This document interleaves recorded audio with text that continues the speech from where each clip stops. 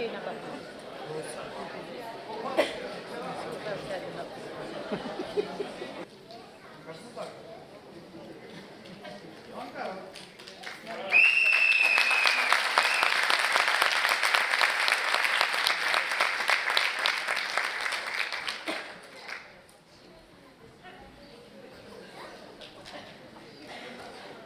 Niagini derde totsiko vaze.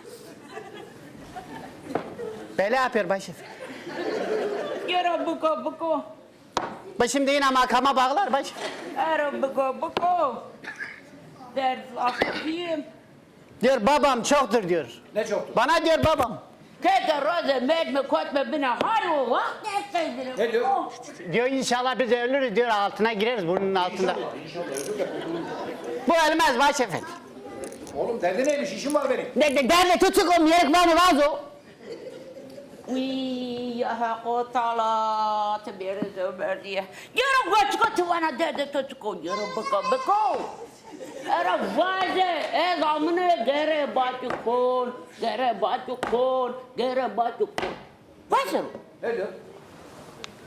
Bu başefendi bu diyor ki ben bakonun geresini yapacağım. Bak onun nesini yapıyormuş. Geresini yapıyormuş. O ne lan? Nesini yapıyor? Şikayetini yapıyor.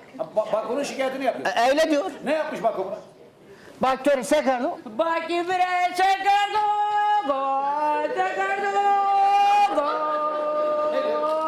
Baba başefendi diyor bakın bana ne yapmış. Şöyle. Oğlum Bako buna ne yapmış? Ne yapmış?